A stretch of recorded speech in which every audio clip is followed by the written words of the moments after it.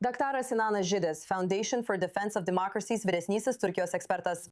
Daktare Židi, kalbant apie gynybą, kiek svarbus yra šis išaugęs Turkijos ginklų ir oro gynybos sistemų poreikis? Ar tai iš tikrųjų suteikia Turkijai ilgalaikį svertą Persijos įlankos valstybėse ir tarp kitų regionų žaidėjų? Galbūt. Vienas įdomių dalykų apie Turkijos gynybos pramonę, kuris tikrai patraukia tarptautinių stebėtojų dėmesį, yra tai, kiek daug Turkija šiuo metu pristato. Tačiau vienas pagrindinių dalykų, kurį turime pabrėžti, yra tas, kad dauguma sistemų, kurias Turkija pristato, iš esmės yra prototipo stadijoje. Pagrindinė Turkijos oro gynybos sistema, kurią jie pristato kaip lygiavertę geležiniam kupolui ir vadina plieniniu kupolu, nebus parengta naudoti net iki 2030 metų. Ir mes net nežinome jos veiksmingumo tuo metu. Panašiai yra ir su 5-osios kartos Kan naikintuvu. Mes tiesiog nežinome, nors daugelis šalių jau pasirašė sutartis su Turkija dėl šio pirkimo. Tačiau vėlgi tai yra nepatikrinta platforma, apie kurią nėra nepriklausomai patvirtintų duomenų, rodančių, kad ji atitinka 5-osios kartos naikintuvo standartus mažo pastebimumo, kovinių savybių ir avionikos srityse. Tačiau bepiločių orlaivių srityje Turkija iš tikrųjų save įrodė. Ir būtent todėl ji turi prieigos tašką. Šių platformų įsigijimas šalims yra palyginti nebrangus, o naudojimo sąlygos gana laisvos, palyginti su europietiškais ir JAV atitikmenimis. Diplomatiškai žiūrint, Hakano Fidano kelionė į Katarą rodo, kad Turkija nori turėti vietą prie stalo Irano karo ir Persijos įlankos saugumo klausimais. Tačiau ar Ankara iš tikrųjų turi pakankamai patikimumo, kad galėtų veikti kaip rimta tarpininkė artimuosiuose rytuose?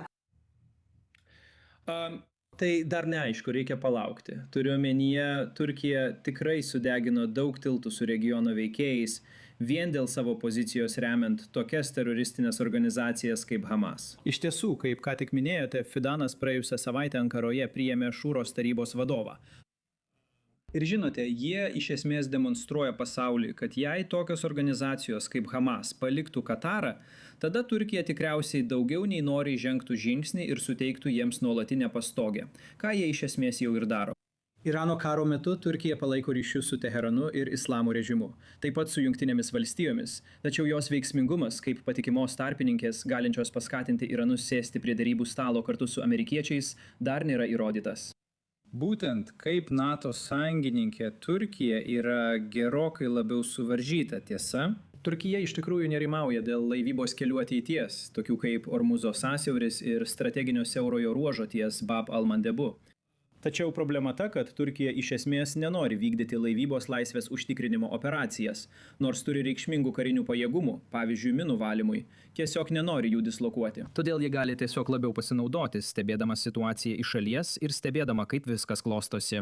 Taigi, Sinanai, ko turėtume laukti toliau? Ar Turkijos augantis karinis ir diplomatinis vaidmuo gali iš tiesų virsti ilgalaikę regioninę įtaką, ar vis dar lieka neaišku?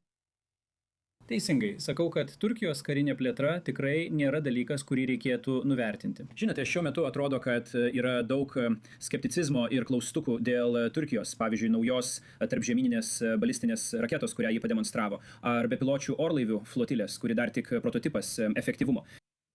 Bet būkime aiškus dėl šito. Turkijos gynybos ministerijos biudžetas, palyginti su praėjusiais metais, padidėjo 30%.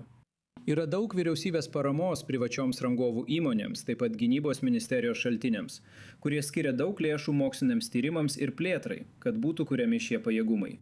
Ir tai reikia prisiminti pirmajame šio amžiaus dešimtmetyje, kai Bušo administracija atsisakė parduoti kovinius dronus turkams.